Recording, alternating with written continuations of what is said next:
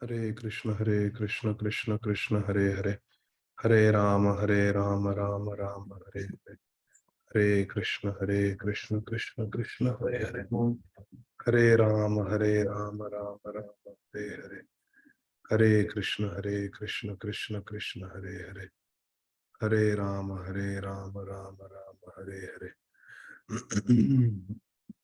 Hare Krishna Krishna Krishna Hare Hare, Hare Rama Rama Rama Hare Hare, Hare Krishna Krishna Krishna Hare Hare, Hare Rama Rama Rama Hare Hare, Hare Krishna Krishna Krishna Hare Hare, Hare Rama Rama Hare Hare, Hare Krishna Krishna Krishna Hare Hare, Hare Rama Rama Hare Hare, Hare Krishna Krishna Krishna Hare Hare, Hare Rama Rama Hare Hare, Hare Krishna Krishna Krishna Hare Hare, Hare Rama Rama Hare Hare, Hare Krishna Krishna Krishna Hare Hare, Hare Rama Rama Hare Hare, Hare Krishna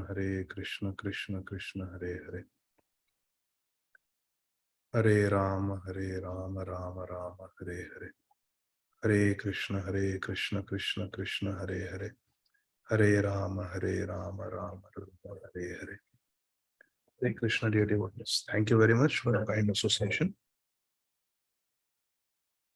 Let's get started with our study of Srila Bhaktivinoda Thakur Mahashaya's Jaiva Dharma. Let us chant our Mangalacharan prayers first. O Ajnanatimirandhasya Jnananjanashalakaya Chakshurunmilitam Yena Tasmai Shri Gurave Namaha. Namam Vishnupadaya Krishna Pristhaya Bhutale Shrimate Bhaktivedanta Swamin Niti Namine. Namaste Saraswate Deve Gauravani Pracharine Nirvishesha Shunyavadi Paschatya Deshatarine. Jai Shri Krishna Chaitanya Prabhu Nityananda Shri Advaita Gadādhara Shrivasadi Gaura Bhakta Vrinda. Hare Krishna Krishna Krishna Hare Hare, Hare Rama Rama Rama Hare Hare, Hare Krishna Krishna Krishna Hare Hare, Hare Rama Rama Rama Hare Hare, Hare Krishna Krishna Krishna Hare Hare, Hare Rama Rama Rama Hare Hare. Hare Krishna.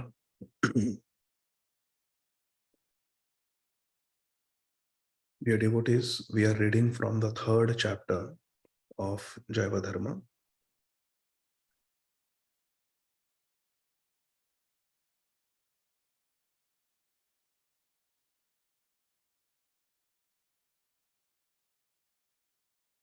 And this chapter is entitled, I forgot what it is entitled, but I think it is about Naimittik Dharma and Nitya Dharma. But this chapter begins with Lahiri Sahib asking a question that according to Manusmriti and the Dharma Shastras, the Brahman caste is the highest. And according to the Dharma Shastras, performing Sandhya Vandan, like chanting Gayatri Mantra 3 times a day, are considered Nitya Karma, eternal duties. Then why these obligatory duties are not obligatory for the Vaishnavas?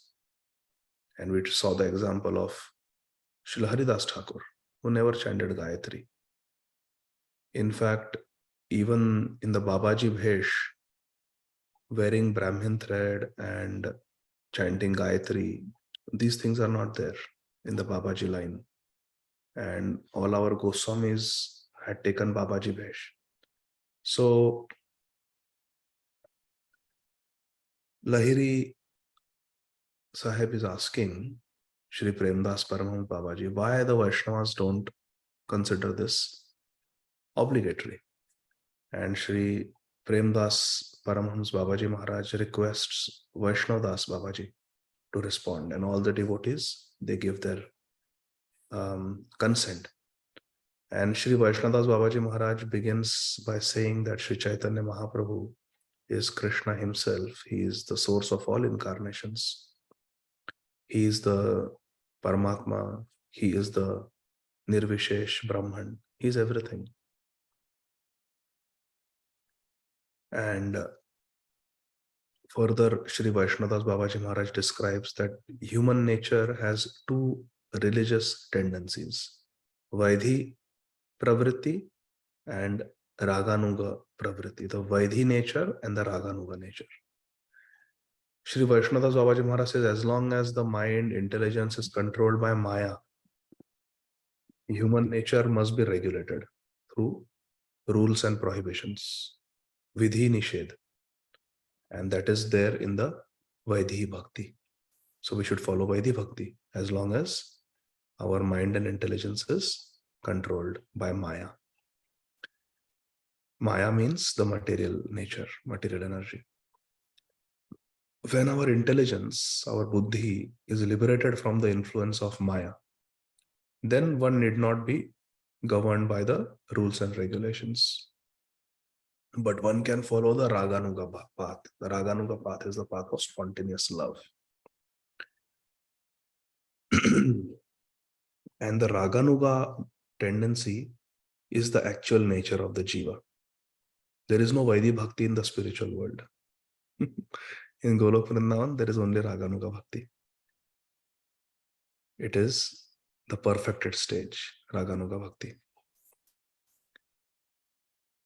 Then Shri Vaishnavdas Babaji Maharaj says that when Krishna desires, a Jiva's relationship with the material world is completely terminated. As sadhakas, we try to terminate our relationship with the material world, but because of so many attachments, so many distractions, so many duties and responsibilities, we remain bound in this world. But here it is said, when Krishna wills, when Shri Krishna wills, means when Radha and Krishna, they desire, then the connection of a Jiva with the material world is terminated. Sometimes when this happens, when Krishna shows his will, he pulls somebody towards him. It may happen in a very painful way. It may happen in a very painful way. But the end result is very sweet. It appears that the devotee is going through a difficult time, but the result is very good. All the devotees, they go through difficult time. Prahlad Maharaj went through a difficult time. Dhruv Maharaj went through a difficult time. Gajendra went through difficult time. Pandavas went through difficult times. Draupadi went through difficult times. So, but all these devotees got Krishna. Parikshit Maharaj went through difficult time. He was cursed to die. All the devotees, they go through difficulties, but because they take shelter of Krishna, they get Krishna through those difficulties.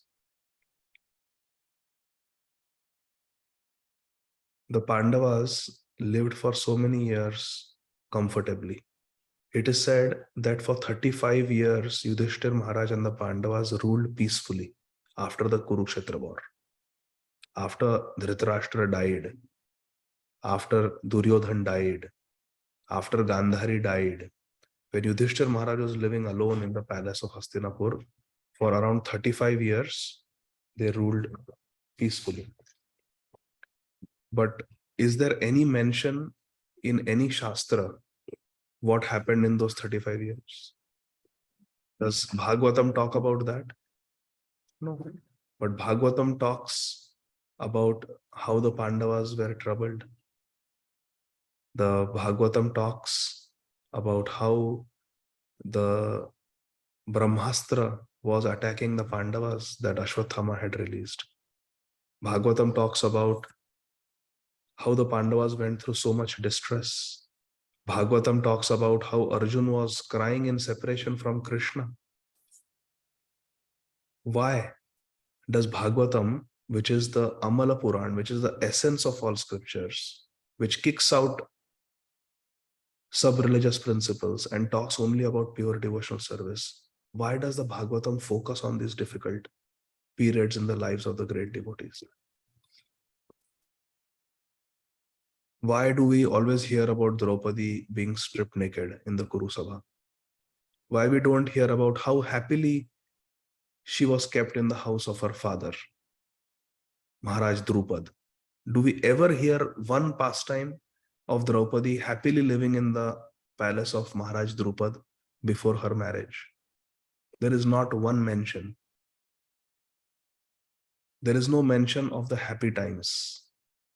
Always our Shastras emphasize the difficult times, because that is where Sharanagati happens.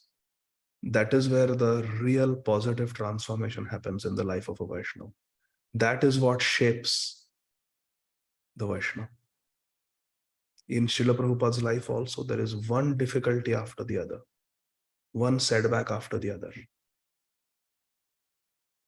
Because it is these reversals, these difficulties that shape the spiritual warrior for the future. As it is said, you shall not know your strength unless you face adversity. And these adversities, when they just come naturally, we have not done anything to cause them. They just come naturally. What did Draupadi do to have Dushasan enter her lady's chamber and drag her out? What did the 5 sons of Draupadi do to get slaughtered in the middle of the night by Ashwathama? What did Yudhishthir Maharaj do to be practically ordered by Dhritarashtra? Come on, you play the gambling match with my son Duryodhan. Both of you play. He didn't ask for it. He didn't plan for it. It just came upon him. When things like this come upon a devotee, we should know that Shri Krishna is pulling us towards him. It is these reversals, these difficulties that are actually placed in our life by Krishna. But when we focus on the difficulty and we focus on what we are losing, then we don't make spiritual advancement. Instead, if we focus on the opportunity that the difficulty is providing, the opportunity that we would otherwise not have received, it is the difficulty that is giving this special opportunity, special privilege to us. If we focus on that, then we get Krishna. Then we make spiritual progress. If Draupadi would have just kept crying, why this is happening, why this is happening, she would not have got Krishna. But because she took shelter of Krishna in that difficulty, she prayed to Krishna, she called out to Krishna, she rededicated herself to Krishna. Through body, mind, and words, she got Krishna. It is difficult, but it is the only path for a devotee. All devotees go through Shukla Paksha and Krishna Paksha. Shukla Paksha is when the devotees are recognizing us. Shukla Paksha is when the devotees are appreciating us. Shukla Paksha is when the devotees are glorifying us. But Krishna Paksha is when nobody is there with us. Krishna Paksha is the dark time. Krishna Paksha is when we go through difficulties in life. But Krishna Paksha is when we get Krishna. So here it is said, when Krishna wills, our connection with this material world is terminated.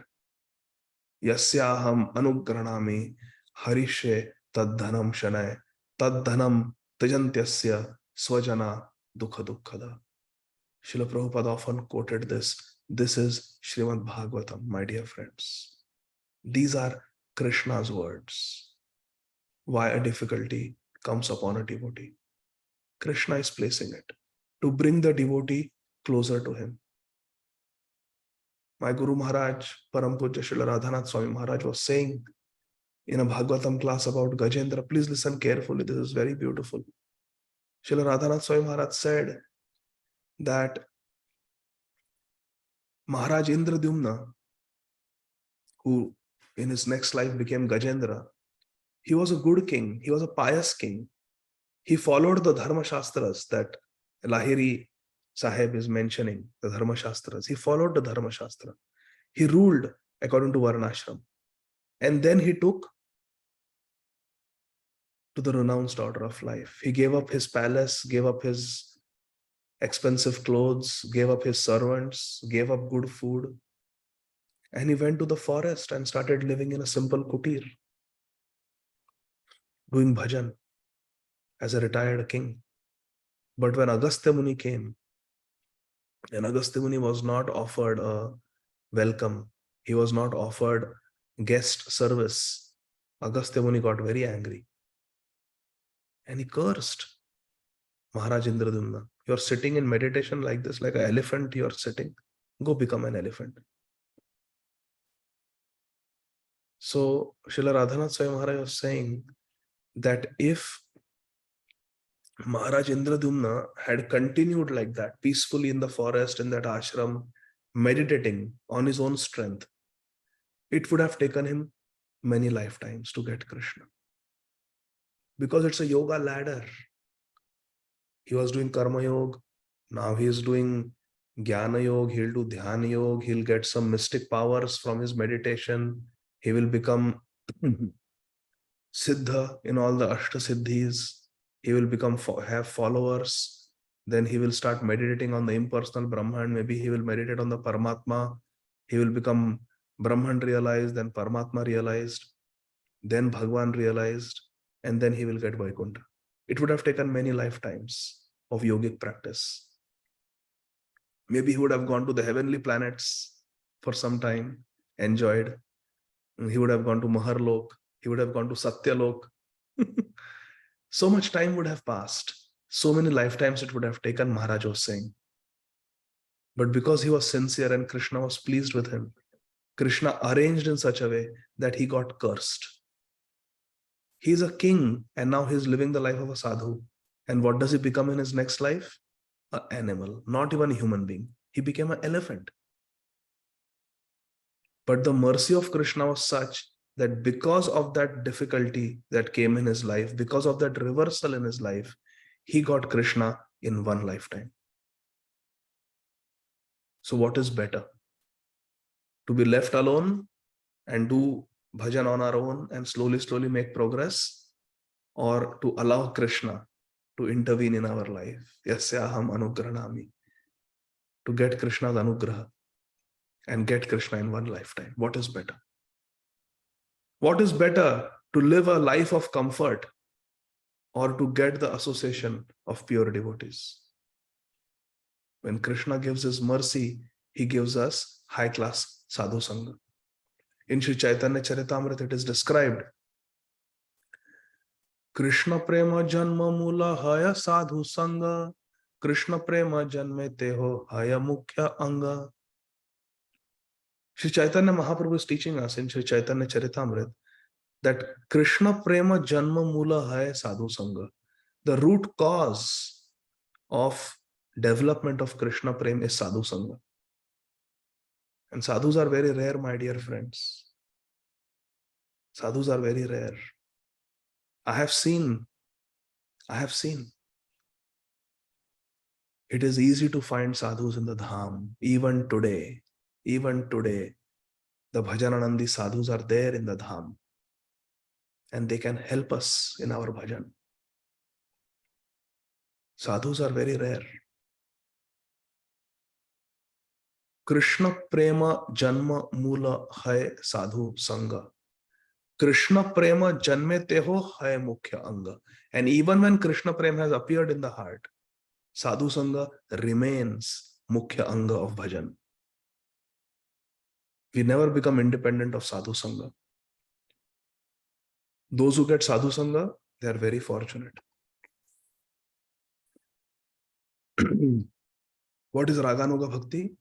It is to follow in the footsteps of the Ragatmika Bhaktas of Golok Vrindavan. Srila Vaishnadas Babaji Maharaj explained, as long as the human intelligence is conditioned by Maya, it will be spontaneously attracted to mundane objects. This is because of our falsely acquired nature, the Nisarga, where we are bewildered and we mistakenly consider attachment to mundane objects, Kanaka, Kamini, Kirti, to be the most important, to be natural.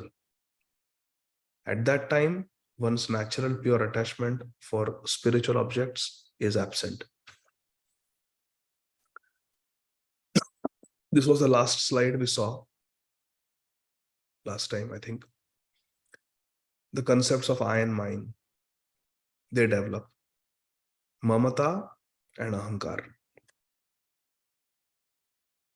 And they take different forms. Sharirik, in relation to the material body, we develop attachment and aversions. Rag and Dvesh, in terms of body. In terms of society, Samajik. In terms of morality, Naitik. So in this way, Sharirik, Samajik, Naitik, Rag and Dvesh develops and the struggle for existence begins. Rag and Dvesh. What we have Rag for, we want it. Anybody interferes, becomes our enemy. Ramakishwar Matari has raised her hand. Yes, Hare Krishna, Prabhuji, Dandat Pranam. We didn't do that slide, Prabhuji. The last slide was as long as this condition is absent. That was the last slide. Acha, okay. Let me go back.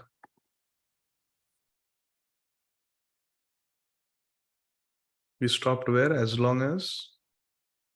So we have to start from this slide, Prabhuji. This slide, okay. So the conceptions of I and mine are two types of egoisms. I and mine. Ahamta and mamata. I means ahamta. I am this body. I am a doctor. I am engineer.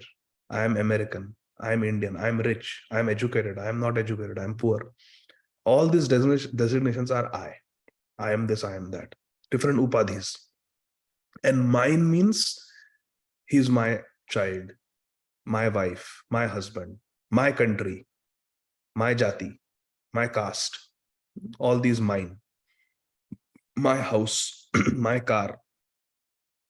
These are different types of egoisms, ahamta and mamata. They become prominent in the mundane life. And then we start thinking, I am this body, and all things related to this body are also mine. So when our child gets good grades in school, we celebrate. We have graduation party.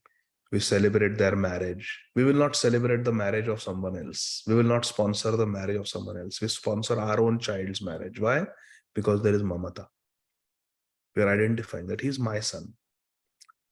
So this is there. And like we saw in the previous slide, this seems completely natural. Completely natural, because that is how we are in the conditioned world. It's the nisarga. It's a perversion of our true nature.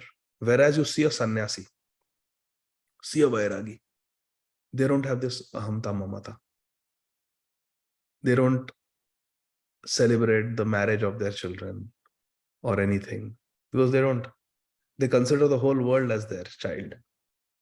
That is a difference. So due to these conceptions of ahamata and mamata, I-ness and minus, one naturally feels attracted to people and things that bring pleasure to the material body. So anybody who facilitates objects towards which we have rag, remember? Rag and dvesh, attraction and aversion. So things that we are attracted to being appreciated. We are attracted to money. So anybody who gives us money, anybody who protects our money, anybody who increases our money, anybody who glorifies us, anyone who promotes us, appreciates us, that is my friend. Someone who criticizes us, we are averse to being criticized. Someone who criticizes us becomes our enemy. This is called rag and dvesh. one naturally feels attracted to people and things that bring pleasure, and one feels averse, dvesh, to people and things that impede our sense gratification. Anybody who comes in the way of our sense gratification, we don't like. When the bewildered, conditioned soul, Shama Kishore, can you read this slowly? Yes, Prabhuji. Hmm. When the bewildered Jiva falls under the sway of such attachment and aversion, he considers others to be friends or enemies and displays love or hatred for them in three ways. Sharirika, in relation to the material body and its acquisitions. Samajika, in relation to society and social ideas. Naitika, and in relation to morality and ethics. Thus he engages in the struggle for material existence. So, in this way, there is Sharirik Rag and there is Sharirik Dvesh. Sharirik Rag, I love you, I hate you. Samajik, I love India, I hate this country because it's enemy of India. He's giving an example. And Naitik, morality and ethics. I love democracy, I hate socialism. Like that. There are wars that are fought over these rag and dvesh. Samajik, Naitik, Sharirik.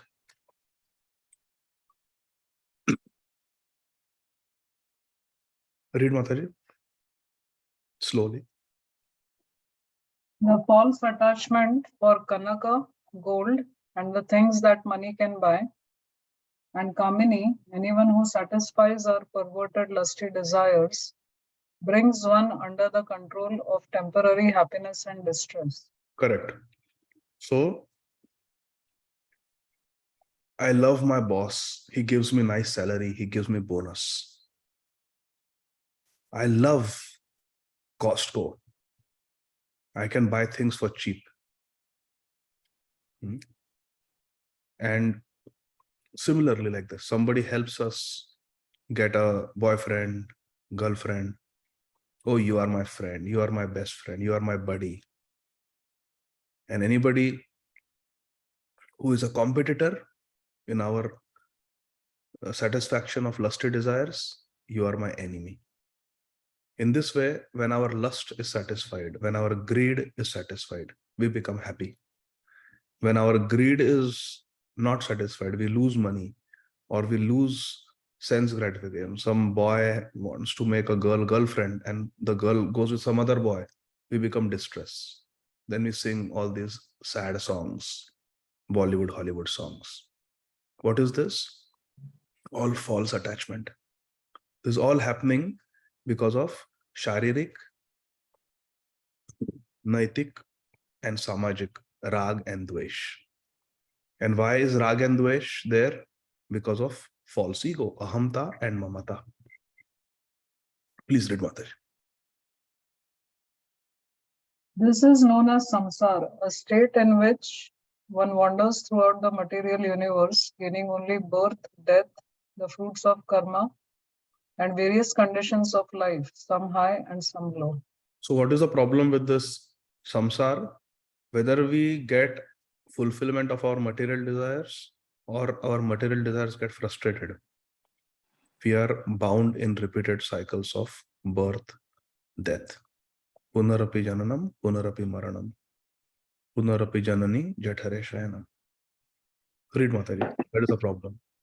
The jivas who are bound in this way cannot easily comprehend spiritual attachment, chid anurag, nor can they have any realization or experience of such a thing. So when a jiva who is conditioned, he has jada anurag, he has attachment for mundane objects, there cannot be chid anurag, there cannot be spiritual attachment.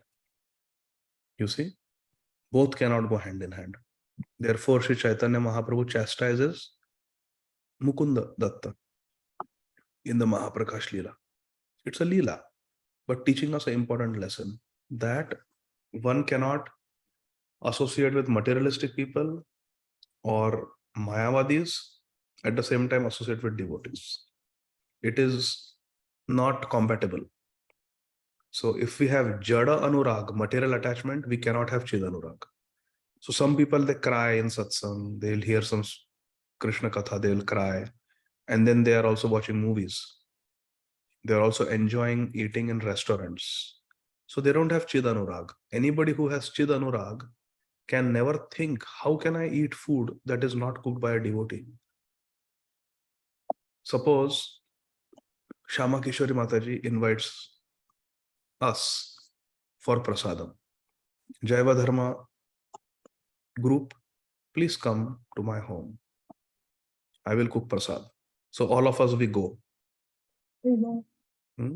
So then Mataji will, with so much affection, Mataji and Prabhuji, the whole family, they will buy nice vegetables, fruits. They will think what everybody will like. And without expecting anything, we are not paying them money. They just want to do seva, Vaishnava seva. They want to feed Vaishnavas. So they invite us. They give nice banana leaves. They make us sit down. They serve nice prasad, whatever they make. Rice, dal, sabji, whatever. And we sit and eat. Now it is food. They have invited us with love. Food cooked with love, cooked by devotee. They have offered it to their Gaurnitaya with love. And then they are giving us prasad. And we do kirtan. We accept the prasad. And we also give some gift to them. Some book, some nice gift we give. Dadati prati granati. Bhunkate bhojayate chaiva. Priti lakshanam. This happens. Now there is no exchange of any money. There is no expectation of any material reward in this transaction. It is simply based on bhakti, because Srila Rupa Goswami said these are the loving exchanges. So now on one hand, this is there. And on the other hand, we go to a restaurant where someone maybe is in a bad mood. Someone may have just broken the regulative principles. He has come as a job. I work as a cook in this restaurant. As a job for money, they are doing it. They are cooking for us for money, for tip. They expect a tip. And they are cooking. We don't know what their acharan is. We don't know what their purity is. They have just cooked and we are eating that, and we are paying money for that to eat sin. Just think how sinful it is, even in a vegetarian restaurant. So if one has Jad Anurag, one cannot have true Chid Anurag. To make progress in spiritual life, to develop Chid Anurag, we have to leave behind Jada Anurag. It is not possible to get a substantial spiritual experience if we are engaging in sense gratification. Please continue, Mataji. In reality, the spiritual attachment is the Jiva's true function, Swadharma, and his eternal nature. Attachment to matter is not our eternal dharma. Attachment to Krishna is our eternal dharma. Jivera Swarup hai, Krishnera Nitya Das. Why? Because we belong to Krishna. Mama Amsha Jiva Loka, Jiva Buddha Sanatana. But forgetting Krishna, Mana Shashtani Indriyani, Prakriti Sthani Karshati. This Prakriti is Bhinna Prakriti. Bhumi Rapo Nalo Vayur Kham Mano Buddhi Revacha Ahankar Ityam Bhinna Prakriti Ashtaga. It is separated inferior material energy, but we are Prakriti Sthani Karshati. Why? Because of mind. Mind is attached to matter. Mana Shasthani Indriyani. Mind is the leader of the other Indriya. Eyes, nose, sense of touch, tongue, ear.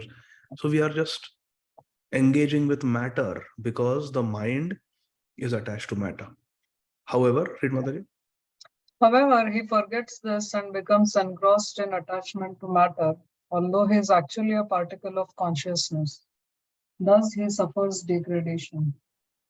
This is a miserable condition, although hardly any of the jivas who are thus entangled in samsara think so. Today I was taking care of an alcoholic girl, 30-year-old girl. 30-year-old girl. And she drinks 1.5 liter of wine every day.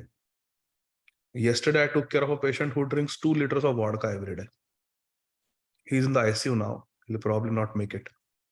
He's got something called as very severe delirium tremens, where he's having seizures, withdrawing from alcohol.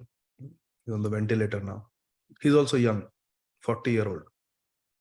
Today's girl was 30-year-old, and she's also having withdrawal symptoms. When she came, her alcohol level was very high, more than 80. And we were trying to talk her. She was, she had passed urine and stool in the bed. So when I walked into the room, the nurses were cleaning her and she was fighting with them. Don't touch me. Leave me alone. Don't touch me. They were saying, ma'am, you have soiled your bed sheet, your clothes. We are trying to clean you. Just leave me alone. I'm fine. Leave me alone. I'm fine. If she's left like that, she will be so dirty. Her skin will break down. She'll get a rash. But she thinks lying in a pool of stool and urine is fine. Leave me alone, she's saying. So she's in a very dirty condition. If we are in a pool of stool and urine, immediately we'll take a shower, we'll, just throw away those dirty bed sheets, put new bed sheets, wear fresh clothes, put tilak and, chant Hare Krishna. But here she's lying in her own stool and urine and she says, leave me alone, when somebody is trying to clean her. Why? Because she is not realizing in what a deplorable condition she is. She's in a miserable condition, but she's not realizing it. Similarly, we are in this material world, suffering from Janma Mrityu Jara Vyadhi, but we feel this world is a nice place. Instead of planning how to get out of this world, we are planning how to be comfortable in this world. Prahlad Maharaj explains in the 7th canto that comfort, happiness will come automatically, just like distress comes automatically. Do we plan to get bronchitis? Do we plan to get flu? Do we plan to get COVID? Do we plan to get a heart attack? But these things happen to us, no? Distress comes to us naturally. Similarly, happiness comes naturally. Prahlad Maharaj says, whatever is there according to Prarabdha will come, good and bad. Avashyameva bhoktavyam kritam karma shubhashubham. That is the Vedic injunction. So why should we specifically endeavor for happiness? Instead, we should use our time, we should use our human body to prepare how we can get out of this material world. Unfortunately, conditioned souls never think of getting out of samsara. Never, never. Baat karke dekh lo.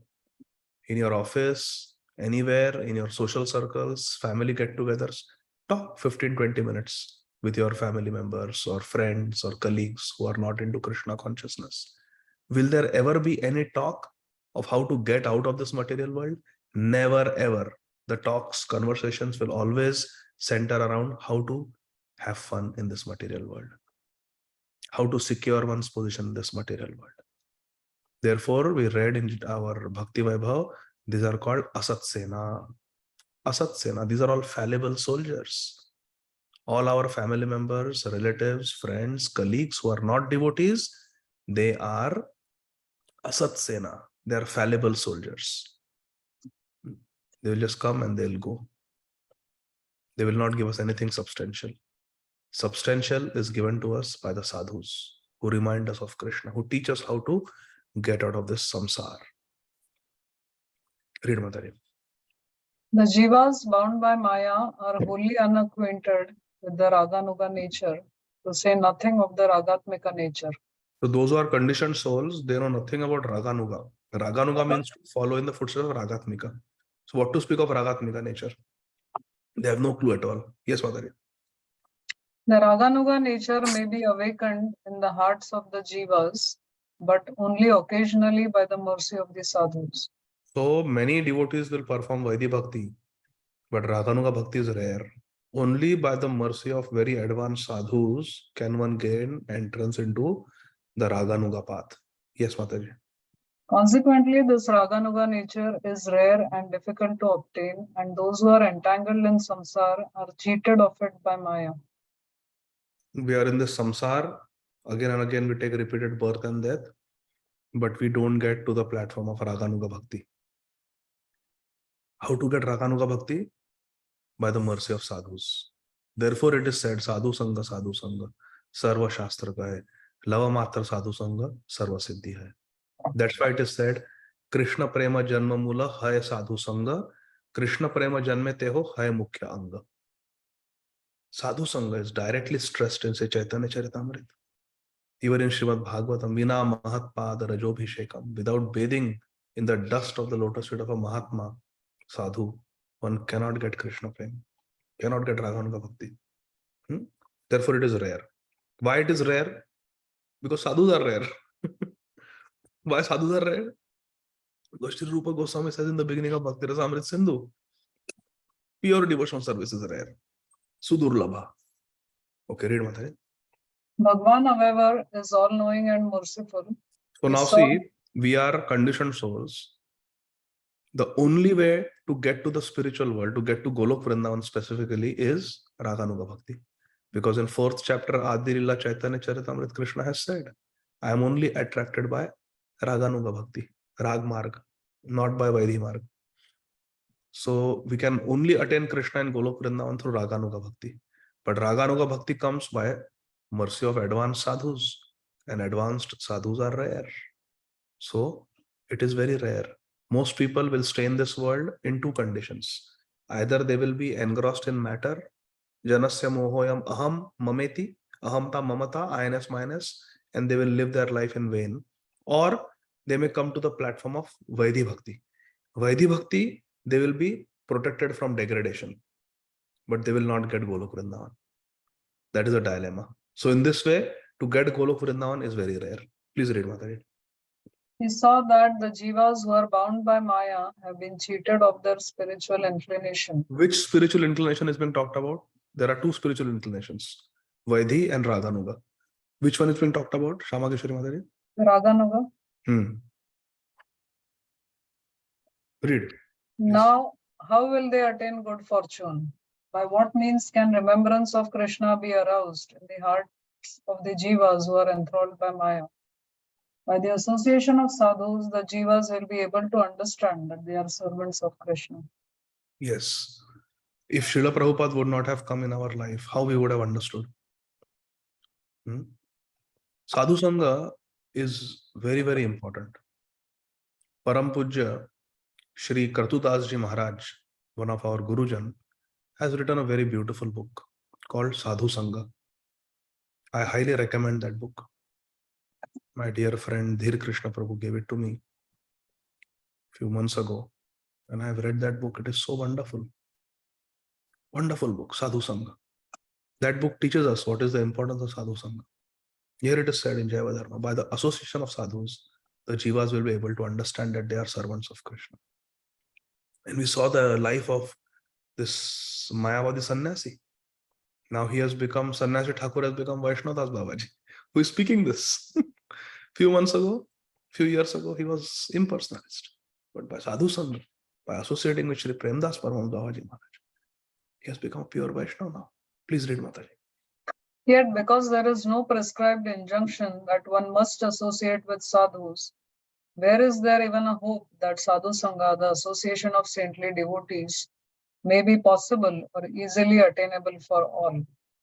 Consequently, there can be no auspiciousness for people in general without the path of rules and regulations Vidhi Marg. So see, unless one practices Vidhi Marg properly, one cannot develop appreciation for the sadhus. Because Vidhi Marg means rules and regulations. One of the rule is, oh, you sit down and hear. To hear, you need a sadhu to hear from. You bow down to the devotees. Vancha kalpatarubhyas. So in Vidhi Marg, Vaidhi Marg, we learn the importance of sadhus. We learn how to honor sadhus. We learn how to associate with sadhus. Therefore, one cannot get to the Raganuga platform without practicing Vidhi Marg.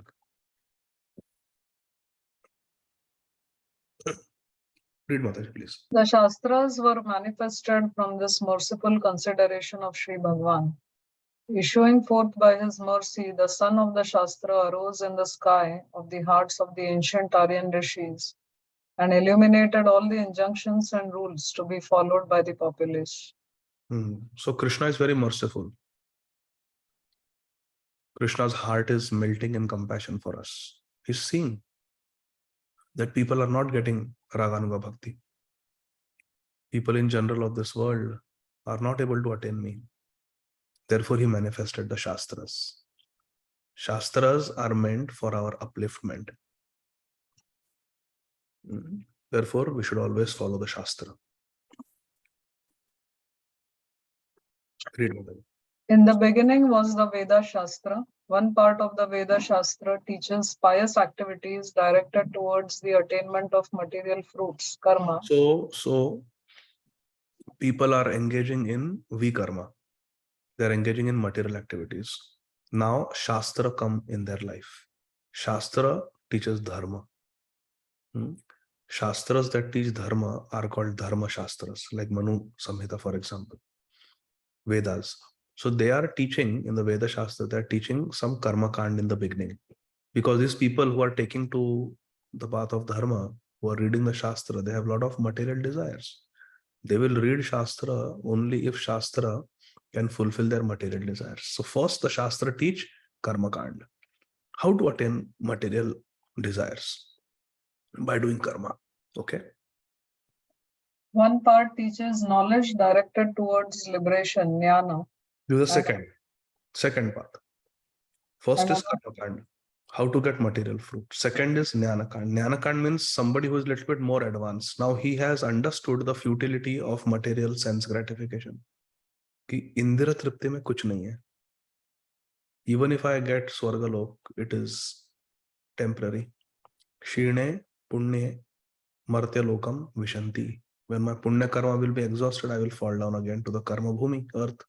What is the use of going to heaven? It's very temporary. It is like staying in a 5-star hotel. You cannot stay there permanently.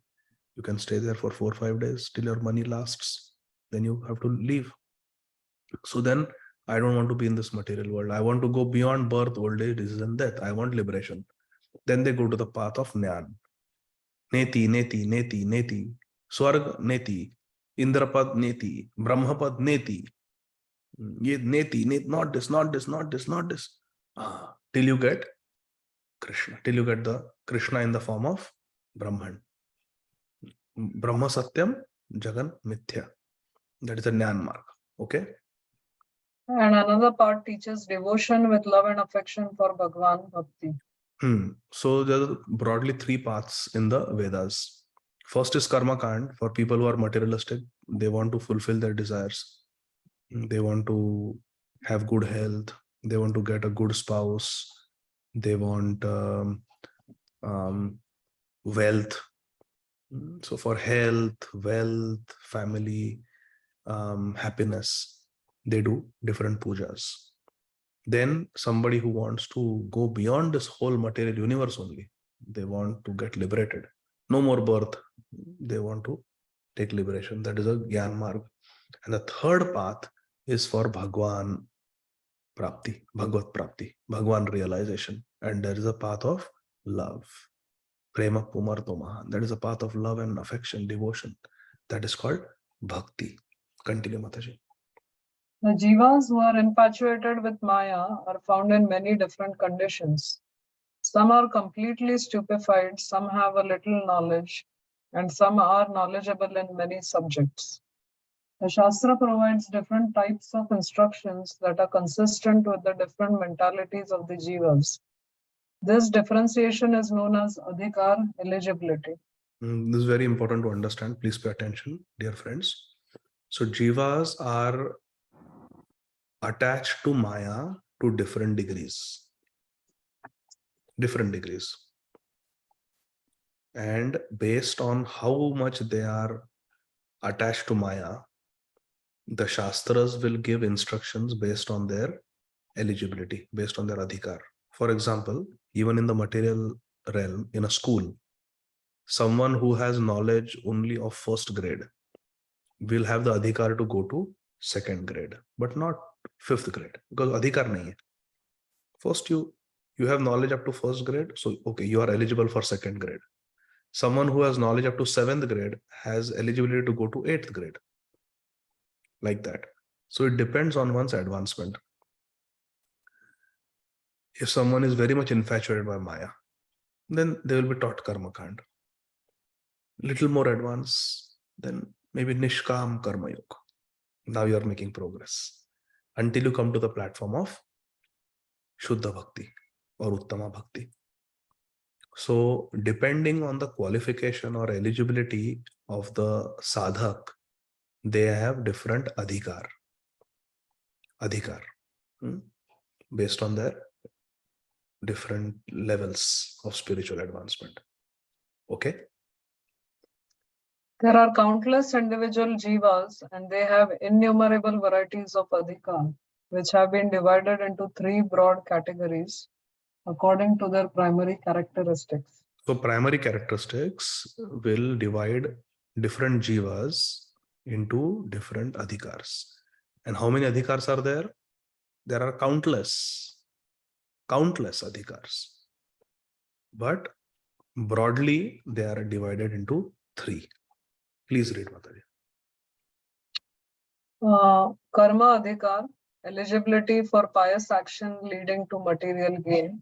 The first, where you have adhikar for performing pious activity. Why? Not samsiddhi haridoshanam. No, you are doing pious activity to get material benefits, for material gain. I will do punya karma, but I want to go to heaven. I will do charity, but I should get a lot of wealth. On Akshaya Tritiya, I will give charity. Why? Because then I will get unlimited returns. Unlimited returns. So my wealth will never diminish. So this is called karma adhikar. You perform pious activity, but for material gain. Okay. Second adhikar. Jnana adhikar, eligibility for knowledge leading to liberation. This is the second, where you go more advanced. Now, instead of material gain, you can get liberation, which means no more birth and death. Okay. And prema adhikar, eligibility for unalloyed loving service to Bhagwan. So first adhikar is karma adhikar for indriya tripti, material sense gratification. Second is jnana adhikar, that is knowledge leading to liberation. Neti, not this, and trying to find the Brahman. And prem adhikar is the third eligibility.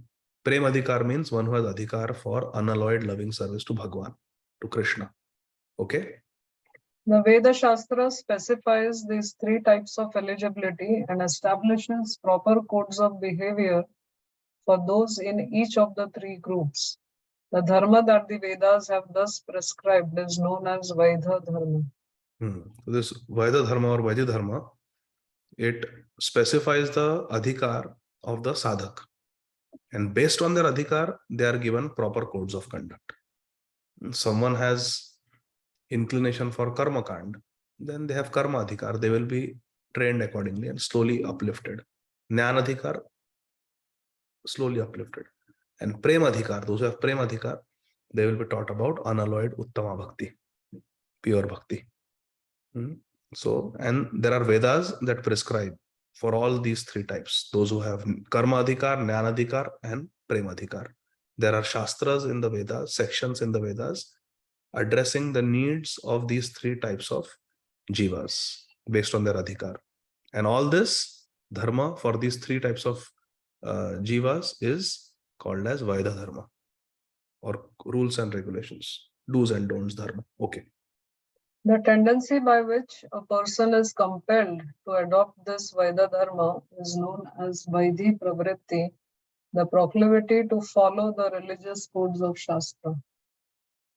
Those who are altogether lacking in the tendency to follow the rules of Shastra are thoroughly avaidha, opposed to the injunctions of Shastra. So when a person has some proclivity, some tendency to follow the Dharma Shastras, whether it is that devotee, that person has got karma adhikar, jnana adhikar, or prema adhikar, but he wants to study the Vedas, he wants to follow the Shastra, he wants to follow the Vedas, then that is called Vaidhi Pravritti. And that is good. One must have Vaidhi Pravritti. Anyone who has a tendency to follow the Vaidha Dharma, to follow the Vedic literature, that person has got Vaidhi Pravritti.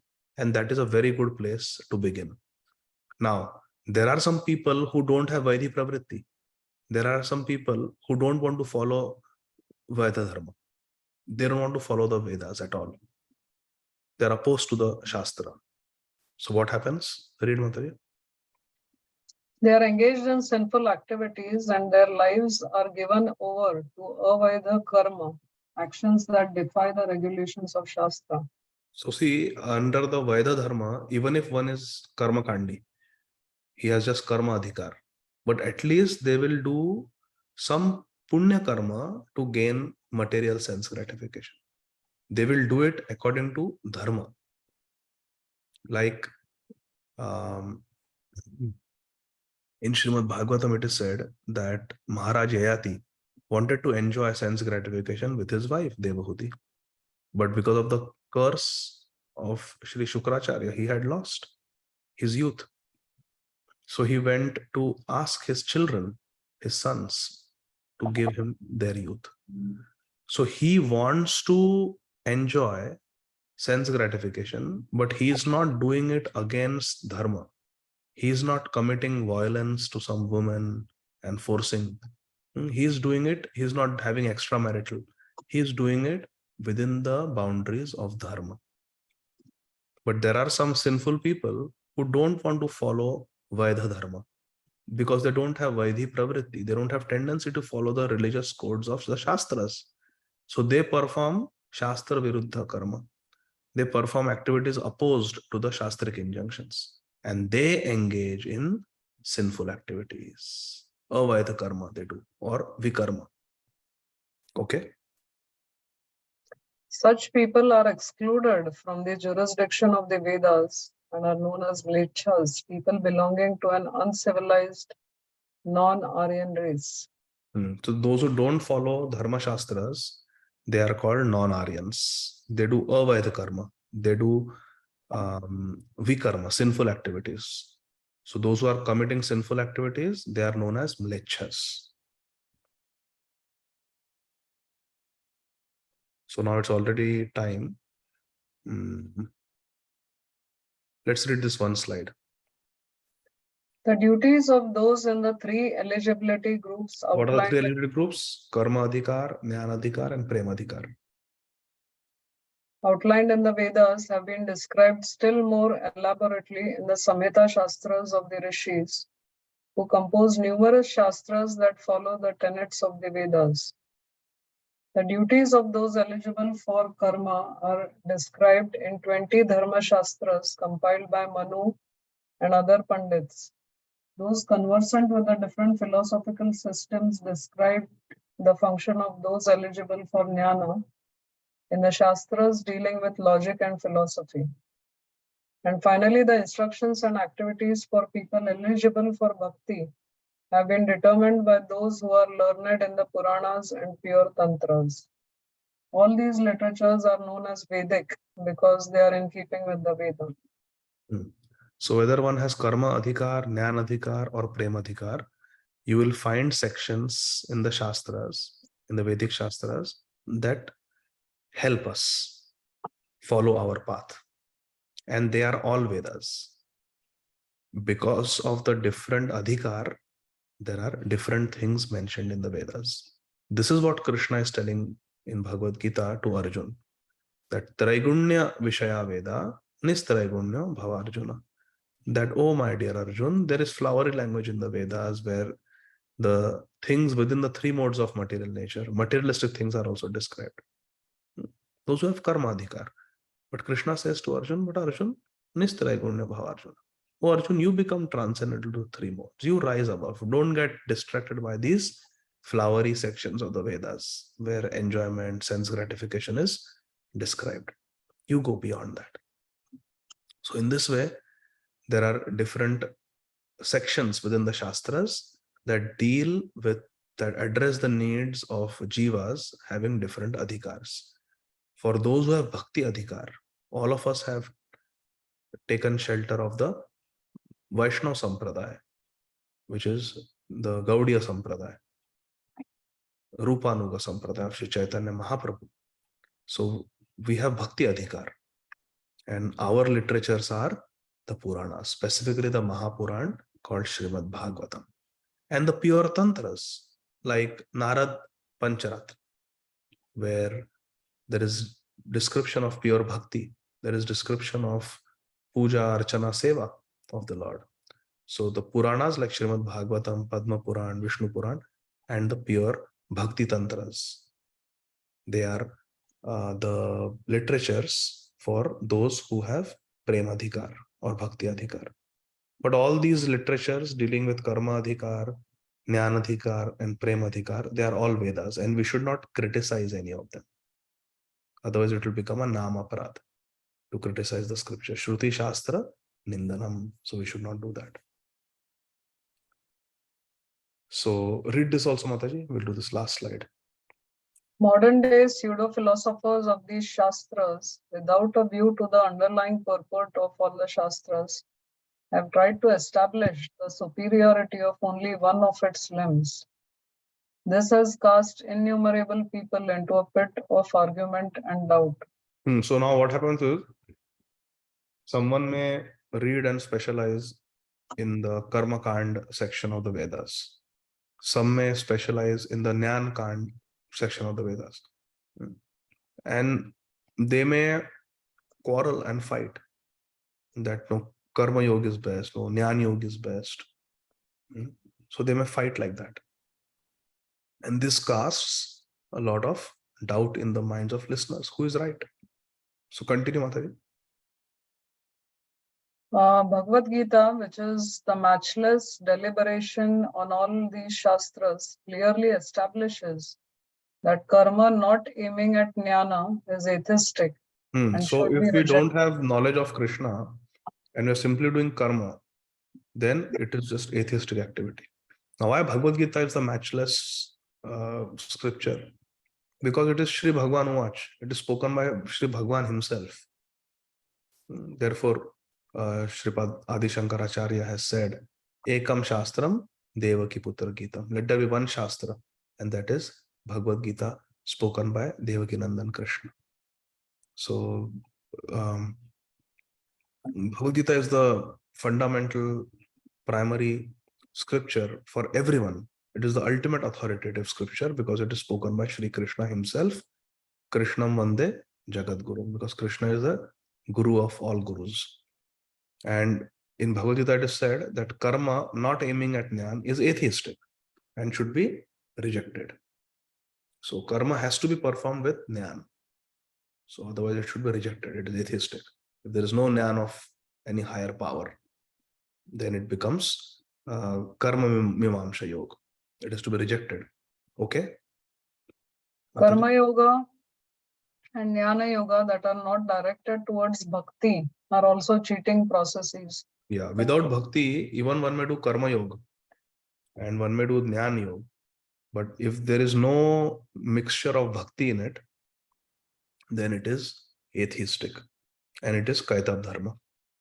Dharma projita kaitavotra paramo nirmat saranam sadam. And it is rejected in our Srimad Bhagavatam.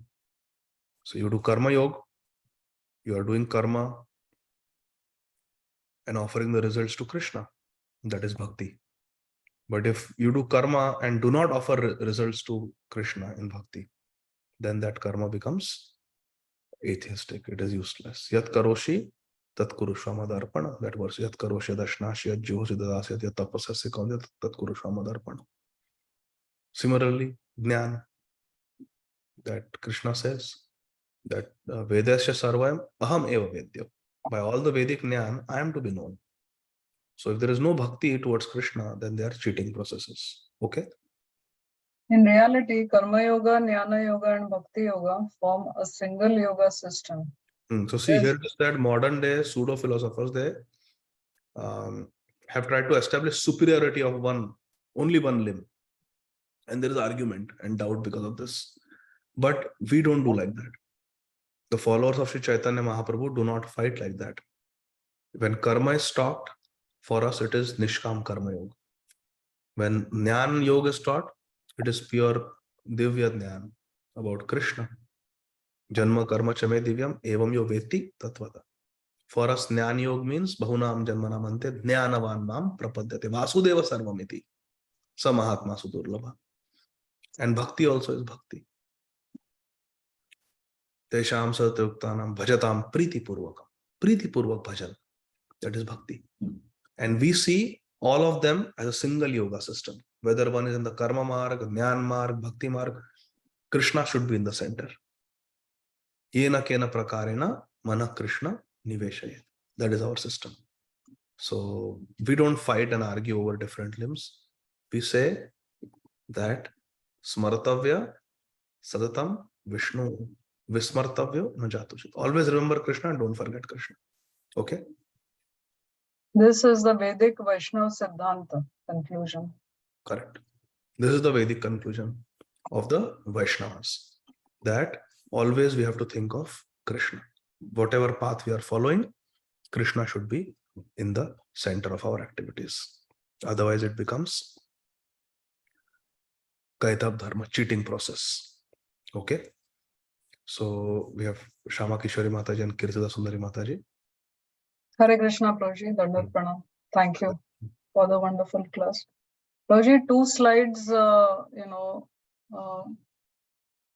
think 2 slides before the final one, it said the tendency by which a person is compelled to adopt this is known as Vaidhi Pravritti. So there is a tendency which is compelling. So how can a person get out of that tendency? And how can we develop a tendency that is favorable for Krishna? So you are saying how we can go from Vaidhi Pravritti to Raganuga Pravritti? No, so the people who are completely opposed, right? They said that they are altogether lacking in the tendency, or they are actually that tendency is compelling a person to behave in a certain way. So how can those people actually develop a tendency that is favorable? So that will come later. In Okay. Jaiva Dharma, Srila Bhaktivinoda Thakur Mahashaya, he describes that tendency comes by Agyat Sukrati. Agyat Sukrati. And that is the duty of all the preachers, that somehow or the other increase the Ajnat Sukrati of the population. So what is Rath Yatra doing? It is giving people a chance to see Jagannath. They will see the Rath, they will stand up, they may even come and pull, or they may just do like this, dance, but they are getting the credit. They are getting how Hari Bhakti Vilas tells the story that the mouse in the month of Kartik somehow caught fire and jumped in front of the Lord, and Krishna accepted that as offering a ghee lamp in Kartik, and that rat eventually got Vaikuntha. So similarly, we are giving Agyat Sukrati to people. We go on book distribution. We go on Harinam Sankirtan. So people are getting to do Shravanam. They get to hear. They get to hold Bhagavad Gita. Here is a Bhagavad Gita. Look, there's a book on yoga. Would you like to see how Srimad Vaisheshika Maharaj teaches us? So they are holding the Gita. Okay. Just by holding Gita, they are getting some Sukrati. Just by seeing Jagannath on the road, they are getting some Sukrati. So we are giving people a chance to perform Bhakti Poshak Sukrati. And when this Bhakti Poshak Sukrati increases in life, then our pravritti comes for bhajan. And we develop proclivity for bhajan. And then our Shraddha, Srila Bhaktivinoda Thakur describes later on in Jaiva Dharma, Bhakti Poshak Sukrati increase our Shraddha in the process. And then with Shraddha we do Sadhu Sangha, and with Sadhu Sangha then Bhajan Kriya starts. Like that. Is that okay, Mataji? Yes, Prabhuji. Thank you so much. Hare Krishna. Hare Krishna. Kirta Sundari Mataji, please go ahead. Hare Krishna. Hare Krishna, Prabhuji, Danvat Pranams. Thank you so much for the very nice class, Prabhu. I think so. Some part of my question got answered while you were answering Shama Mataji's question, because even I was thinking that what is the eligibility for a person to get a Bhakti Adhikar? So as you said, Agyat Sukriti. Srila Bhaktivinoda Thakur mentions 2 things. That one is Agyat Sukrati or Bhakti Poshak Sukrati. For example, Sally Agarwal. What was Sally Agarwal's eligibility? Nothing. But somehow we all have hosted people in our homes. We have all been hosts to guests in our life. It just happened Sally Agarwal's guest was Srila Prabhupada, the greatest Mahabhagavat on the planet. Chose that house in Butler, Pennsylvania. Aho Bhagyam. Aho Bhagyam. What to do? what to do. So sometimes the sadhus just walk into our life and we get a chance. But Prabhupada wrote to so many people, and so many people rejected Prabhupada. We will not help you. We cannot stay with us. But somehow Gopal Agrawal could not refuse his father. He said, okay, the Swami can come and stay. Previously also many Swamis he had sponsored the visa. But nobody came. Here, Prabhupada, it's so funny, this whole story. Prabhupada was in, I think, Mathura, and he went to the house of this Mr. Agarwal, who was a friend, Agra or Mathura somewhere. And this Prabhupada was selling Back to Godhead magazine to him. And this businessman, Agarwal, he was complaining about his misfortune. Swamiji, my son went to America to study, and there he got married to an American girl. And now he lives like an American, doesn't come to Mathura. He's a Mathura Brahman by birth. But even though he's a Brahman, he has given up all Brahminical culture. America jaake sab spoil ho gaya. And Prabhupada said, he's in America? Haan, udhar hi settle ho gaya. Aata hi nahi hai. India aata hi nahi hai. He's settled in America only. Prabhupada said, even I want to go to America. Can you sponsor? For a moment, this Mr. Agarwal must have thought, what is wrong with this Swamiji? I'm just telling him, my son has got spoiled by going to America. And he says he wants to go to America. And Prabhupada had a completely different, he wanted to make Americans into Vaishnavas. So, but yeah, so this is called Agyat Sukrati. Sometimes you just do something like hosting a guest, but that guest happens to be a devotee and you get special credits for that. Someone may just ask you for a donation. A devotee might ask you for a donation for a Bhagavad Gita, and you give a donation, and so many people give so many donations. But if you give it for Krishna, then you get Bhakti Poshak Sukrati. Otherwise, you get plain Sukrati. Plain Sukrati means pious. Somebody is hungry, and you just buy a fruit and give it to him. Somebody is hungry, beggar, homeless. You buy some fruit and give him a fruit to eat. What is that? That is Sukrati. It is pious activity. It will give us wealth. It will give us good health. It may even take us to the higher planets. But someone is hungry and you give them a Maha banana that has been offered to the Lord. You give Krishna Prasad. It is the same act, but this is not Sukrati. This is Bhakti Poshak Sukrati. For that beggar, he's going to eat that fruit which was offered to Krishna. Previously, he was given a fruit that was not offered. But now by eating that, he's getting Bhakti Poshak Sukrati. And someday that person will become a devotee. His spiritual life has started. So like that. That adhikar is given by Agyat Sukrati, specifically Bhakti Poshak Sukrati. This is one. And second, to answer your question, Kirta Sundari Mataji, second way we can get this adhikar is by Sadhu Sangha. Sometimes the Sadhu just walks into our life. Sadhu Sangha. So many students were going in different universities and colleges, and they didn't do any pious activity, but suddenly they see that Srila Prabhupada is doing a program in their university, and they go and attend, and someone just likes it, and they get attracted. Someone wanted to do a video recording of the lifestyle of the Hare Krishnas, and they come and they start living with the devotees because they want to film, and then they become Yadubar Prabhu and Vishakha Devi. So like that. So this is somehow we come in contact with a sadhu, then our life gets transformed.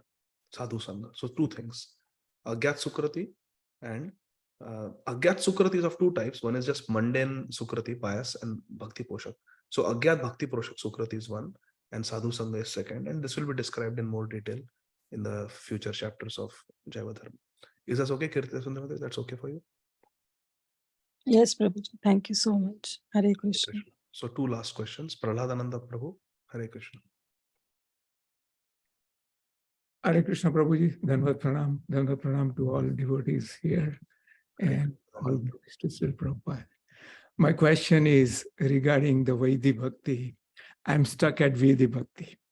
I was initiated in 1984 in city of Nairobi, Kenya. Today I'm in Las Vegas for last 27 years. And I'm still stuck at Vidhi Bhakti.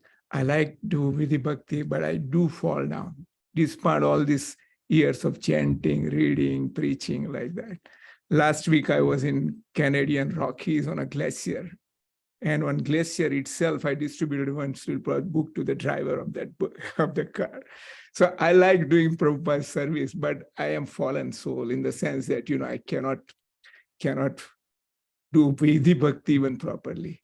My question is, Narad Muni has said, Tyaktva Dharmam Charanam Bhujam Hare Bhajan Apakotha Patetta Yadi. Will I get Lord Krishna's mercy and get Raganubhakti in this life or later in any other life? That's why my question, Prabhuji. Thank you very much. Can you repeat the last sentence, your question, Prabhuji? My question is, Prabhuji, since I'm stuck at Vidhi Bhakti, which I try to follow and do fall even at this age of 70, all right? And I try to pray, rectify myself. I'm stuck, as I said last week, as where there's no much sadhu sang. But still, I try to preach, do book distribution, which I've been doing for the last 20 years in this city here. And, despite making decisions that I should do this, I keep on falling. And I take shelter of Narad Muni's promise that, even if my bhajan is apakvata, yatra abhudra mushakim. So my question is, will I get Raganuruk Bhakti sometimes in any lifetime which will come to me, That's I'm just asking whether Lord Krishna will have mercy on such fallen souls like myself. Hare Krishna. Haribol Prabhu. So, couple of things, Prahaladananda Prabhuji. Hari. Hare Krishna. Thank you for your so many years of Krishna consciousness. Thank you for your service. And when you got initiated in Nairobi, I was 4 years old. Oh, wow. So you have been practicing Krishna consciousness for many more years than me. But I must admit, I'm not advanced like you, or I'm not Dhrada Bhakta like you, because of, I was a physician and this and all these kind of things in my life. And despite trying, only one thing I can say good thing about me is that, I love Srila Prabhupada. Otherwise, as I graduated from med school, I came out a madman in the sense that my goal of life was sense gratification, right? I went into postgraduate, became gynec, and all these things. My life was completely a blind life, something which has no purpose in life, no kind of spiritual knowledge. Despite being born in a Vaishnava family, my father gave me Bhagavad Gita and Bhaj Govindam when I was in standard 7. And when I entered med school, the first lecture I heard from a professor of physiology, he said, there is nothing supernatural about life. And I was so disturbed. I said, what kind of teaching is this? When I came out after 7.5 years of studies, I was completely out of this Vedic philosophy and everything. I said, all this is bogus, actually. What these books say, what these Western philosophers say, or Western scientists say is the truth. Who knows all these things? Like that kind of mentality went. And I went up to 1981, that's where I started my practice. On one book, B.T. Jaiva article, I read Srila Prabhupada. The first time I encountered Srila Prabhupada, I said, I must surrender to this man. And since then, my story started like that. But still, despite all these things, I still feel myself very much fallen, like that kind of thing. So my question is, Lord Krishna is all merciful. His devotees are all merciful. And I hope to get someday, somewhere in my life, not this life, maybe next life or any time. Narad Muni. I like that slok so much. He says that, Yatra ko abhudra mushakim ko vartapto bhajatam sadharpatam. So I just wanted some kind of help. I am so sorry I took so much time. No, Prabhuji. Your inquiry is very sincere. And even though you are spiritually way superior to me, but because you have so sincerely asked, I will say what I have heard from the self-realized Mahabhagavats. What I have heard from the sadhus, I will share that.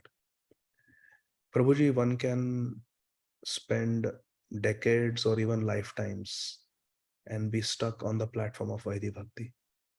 And that is very unfortunate. That is not how it is meant to be. Right. Because Srila Prabhupada is a Param Mahabhagavad Vaishnava Acharya. Srila Prabhupada came to give Raganuga Bhakti. Srila Rupa Goswami is giving Raganuga Bhakti. All our acharyas in our Sri Chaitanya Mahaprabhu Sampradaya, the Gaudiya Vaishnava Sampradaya, all our acharyas, whether it is Srila Abhay Charana Arvinda Bhaktivedanta Swami Maharaj, Srila Prabhupada, whether it is Srila Bhakti Siddhanta Saraswati Thakur Prabhupada, whether it is Srila Gaur Kishore Das Babaji Maharaj, Srila Bhakti Vinod Thakur Mahasaya, they are all giving us Raganuga Bhakti. And if we don't get Raganuga Bhakti, it is a loss. Yeah. But Raganuga Bhakti is not something that we can acquire. Raganuga Bhakti is not something that we can achieve. And no devotee has ever said, okay, Hare Krishna dear devotees, so today I can tell you I have entered the platform of Raganuga Bhakti. From today I am a Raganuga Bhakta. No. Srila Prabhupada never said that. None of our acharyas have said like that. Because it's an internal thing. One who has achieved Raganuga Bhakti will never say that I have achieved Raganuga Bhakti. But how do we enter the platform of Raganuga Bhakti?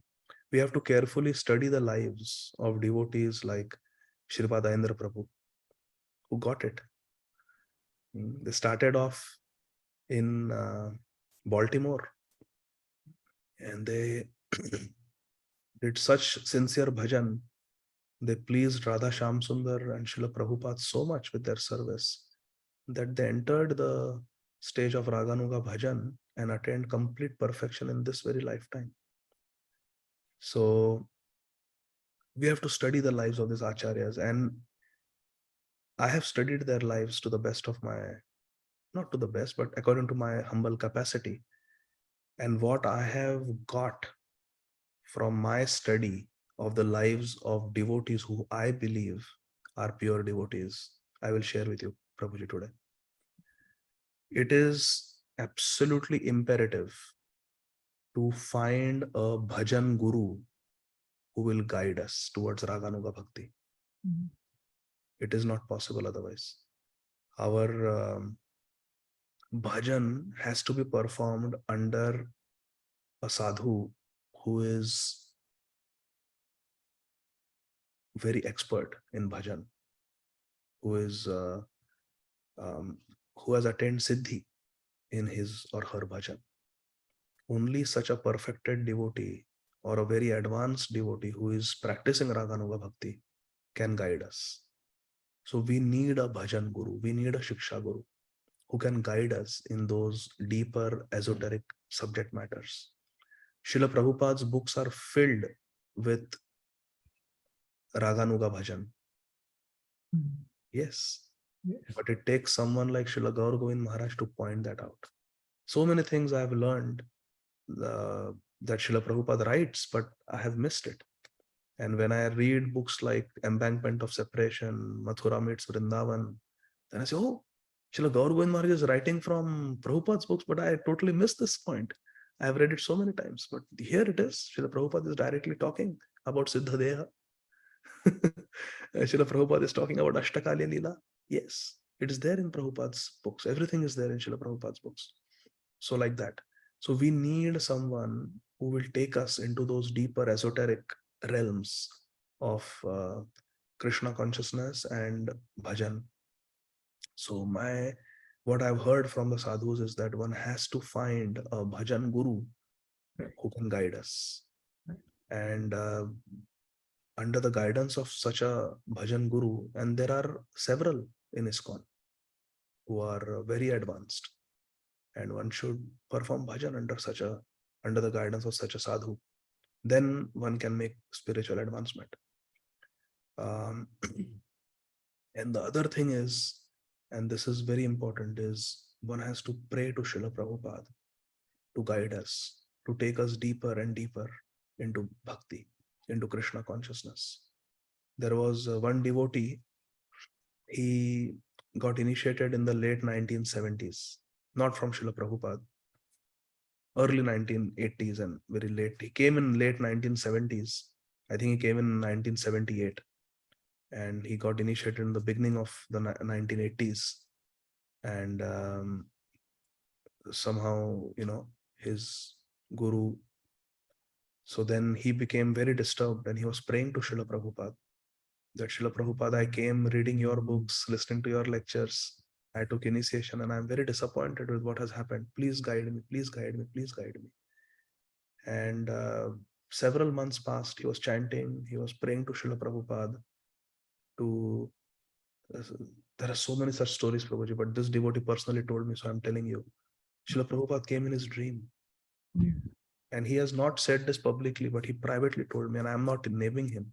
Prabhupada came in his dream and placed his lotus foot on his head and said, why are you worrying? I'm there. I'm there, and I will send my pure representative to you.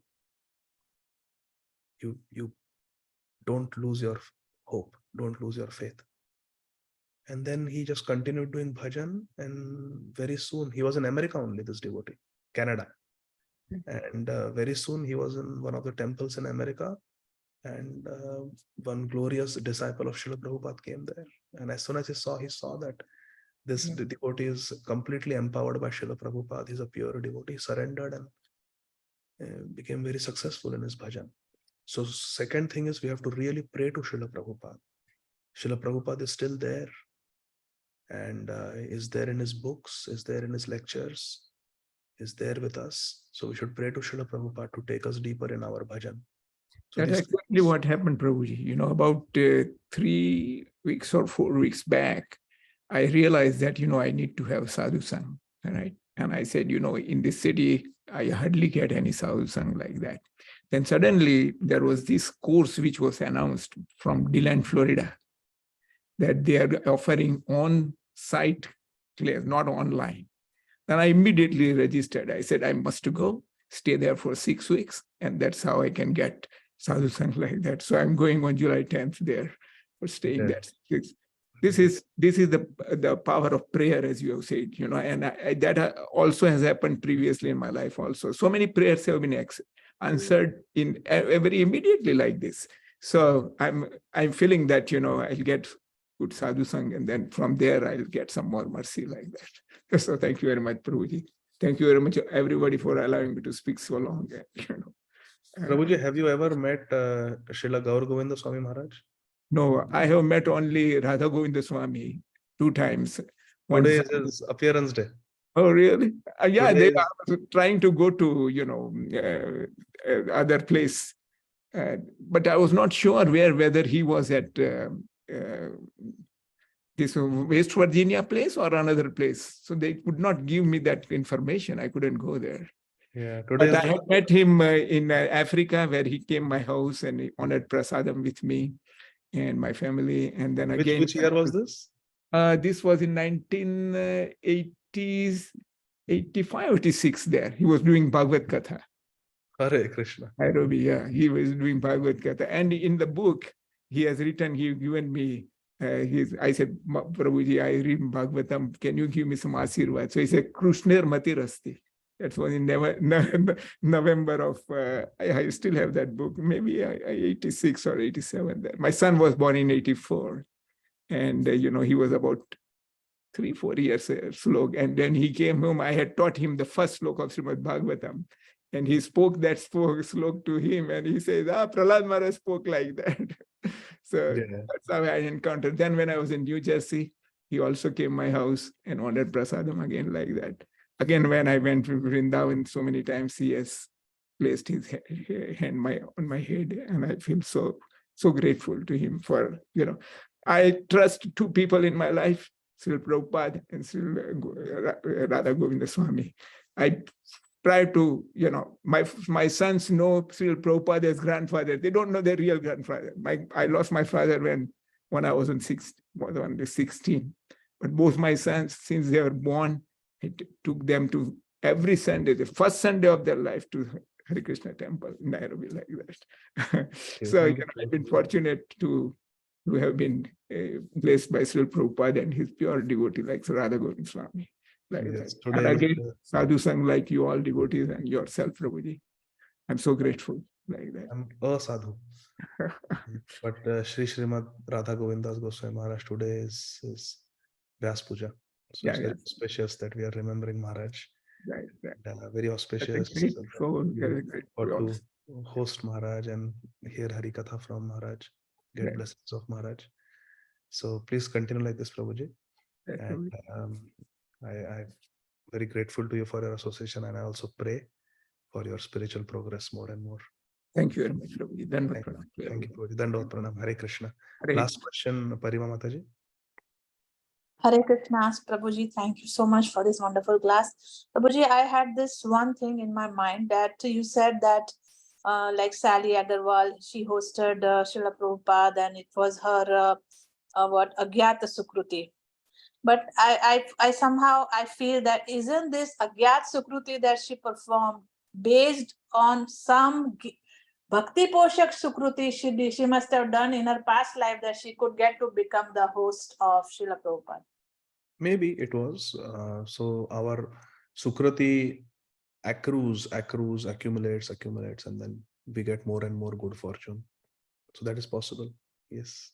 Yeah, because so my question was, how do we consciously build Bhakti Poshak Sukruti consciously? Because now that we are learning all this Bhagavatam and Bhagavad Gita, if we can consciously build that Bhakti Poshak Sukruti, even if we don't attain the ultimate, at least we have that much of wealth before we leave our bodies, Prabhuji. Yeah. Best way to attain Bhakti Poshak Sukriti is to follow the limbs of Bhakti, like doing Vaishnava Seva, participating in Harinam Sankirtan, associating with devotees, doing Shastra Swadhyaya, chanting, all those things, serving in festivals like Rath Yatra. All these activities, they increase our accumulation of Bhakti Poshak Sukriti, leading to greater and greater good fortune. Okay? Okay, Prabhuji, thank you so much. You're welcome. Dandavad Pranam, Prabhuji. Hare Krishna. Dandavad Pranam, Hare Krishna. There's a last question in the chat box. Hare Krishna, I have one question. Why don't the Shastras give pure devotional service, that is Prem Adhikar, to all the souls, irrespective of their any eligibility or qualifications? We see that Nitya Siddha Krishna Prem Sadhya Kabunay, Shravanadi Shuddha Chitte Kariye Uday. If they are utterly engaged in sense gratification, if a soul comes in contact with pure devotees, pure Hari Katha and pure Nam, we see that they get attracted and influenced, and many adopt devotional life seriously also. So why a large part of the Shastras are filled with Kaitav Dharma? If only pure devotional service would have been described irrespective of Adhikar throughout the Shastras, and I guess, I don't know, maybe it would have been easier for people to get exposed to loving devotional service to Shri Krishna. No, it is not like that. This is your mental speculation. If the Shastras talk about pure devotional service, which is Anya Abhilashita Shunyam, nobody will touch the Shastra. Anya Abhilashita Shunyam, what does that mean? Kuch nahi chahiye. Nobody will be interested in the Shastras. Krishna knows. Krishna has a better plan than our plan, and we should trust Krishna's plan. The Shastras are designed like this because that is the only way people will read the Shastra. Otherwise, if there is no mention of Karma Kand, if there is no mention of Moksha, many people will be turned away. How many people are interested in pure devotional service? Even among devotional circles. Pure devotional service is very rare. Very rare. And hardly anyone will take to it. Oh, this is impossible, and they will just leave it. But Krishna has a plan. He does. And therefore, because we should not get stuck in the Kaitav Dharma, in Srimad Bhagavatam first canto, that beautiful pastime is there, where Srila Vyasadeva is performing the Leela of being very, very disappointed and dejected. And his Gurudev Shripad Narad Muni comes and chastises him that you have overemphasized Dharma, Artha, Kama, Moksha. You have not spoken enough about pure bhakti. Actually, Srila Vyasadeva knows what is perfect. But it's a Leela to teach us that one should not get attracted to Karma Kand. One should not get attracted to any of the sub-religious principles, dharma, artha, kama, moksha, even jnana can't. Even yogic siddhis, nothing. Jnana, karma, adi, anavratam. Anukulyana Krishna no shilanam bhakti ruttama. And therefore Srimad Bhagavatam was given. Unless there is darkness, light cannot be appreciated. So therefore, Krishna has given the scriptures in a very perfect way, that in the Vedas, there is something for everyone. Someone is Karma Kandi, there is something. Someone is Jnana Kandi, there is something. Someone wants Yogic Siddhis, there is something. And someone wants Bhakti, there is something. And someone wants Uttama Bhakti, there is. Because everything should be there. Even in a shopping mall, even in a pharmacy, there is medicine for everything. There is medicine for every disease. So similarly, it is there, and gradually they build. Now, first day when you came to Krishna consciousness, if on the first day someone would have told you, Nirjal every Ekadashi, 64 rounds every day, Nirantar Naam, no eating anything that has not been offered according to Pancharatri ki vidhi, to a properly installed Shri Vigraha of Bhagwan, would you have come for the second class? No. Uttama Bhakti is not so easy. Step by step, Kramena. The first day if somebody is told, now this is the IIT syllabus, you study now, IIT. No. If someone is in kindergarten, you have to slowly build them up to first, second, third, 10th, 12th, then you can come to IIT. Not like that. So similarly, pure devotional service is something very pure, very high. One has to go through properly all the previous stages, understand what is the nature of this material world. Like Ishopanishad says, Vidya and Avidya, both we have to understand. What is the nature of this material world? What is the nature of material sense gratification? It's a spiritual evolution. So Krishna knows what is perfect. Krishna knows how to attract the karmis. If there is no mention of karma kanda, then the karmis will never get attracted to the Vedas. So they get attracted. They do Satyanarayan Puja. And then they get attracted to the real seva of Lord Narayan. So like that. So you begin with karma kand, jnana kand, and then you come to bhakti yoga, which is the ultimate. So for everything, there is a step-by-step progression. And Krishna knows the best. One should not think, because see what you have written, it is actually dosh buddhi in Shastra, in the Vedas. So we should not have this type of dosh darshan and dosh buddhi in the scriptures. Ki Krishna should have done like this. What if Krishna had done like that? No. That means we think that our plan is better than Krishna's plan. We are competing with Krishna. How many people we have liberated? And how many people Krishna has liberated? Kali Kale Nama Rupe Krishna Avatar Nama Hitahaya Sarva Jagat Anistar. Krishna has come to deliver the whole world. We are insignificant. Our intelligence is insignificant. Our analysis is insignificant, and our plans are wrong. We don't understand. We should trust Krishna's plan. The Shastra, the way they are perfect. They are perfect. There is no other way. So we should have faith in Krishna, because there are people of different varieties. Everybody will not be attracted to pure devotional service. Everybody will not be attracted to pure devotional service. Even within devotional circles, I have seen so many times people do karma kand puja because they want a good success in their house, auspiciousness in their job. Even today, so many people bring their cars to the temple for puja ki puja karo, hamara accident nahi hona chahiye, ye car ki puja karo. Things like that. So many things are there. But slowly, one develops. Now there are some exceptions, like Shri Padayendra Prabhu. They don't go step by step. They just jump for the, like Hanumanji, they jump for the sun. They jump for the real fruit of Pibata Bhagavatam Rasamalayam. They jump for the nectar. But such souls are very rare. Such souls are very rare. what is that verse in Srimad Bhagavatam? Muktanam api siddhanam narayana parayana sudurlabha prashantatma koteshapi mahamune. Very sudurlabha, very, very rare a person. Manushanam sahasreshu kaschidayati siddhayati tamapi siddhanam kaschin mam veti tatvata. In Bhagavad Gita ji also Krishna says, very, very rare a pure, someone who's interested in pure devotional service. So like that. One more. Can you please get the details of Sadhu Sangha book? Thank you. I was given that book by His Grace Dhir Krishna Prabhu.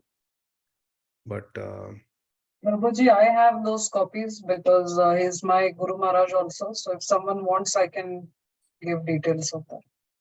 Hare Krishna. Hare Krishna. Jai Jai. Okay, so contact Shama Kishori Mataji. She will tell you how to get that book, Sadhu Sangha. It's a very nice book. Must read. Okay, so thank you everyone, dear devotees. Srila Prabhupada ki Jai. Nitai Gaur Hari Bol.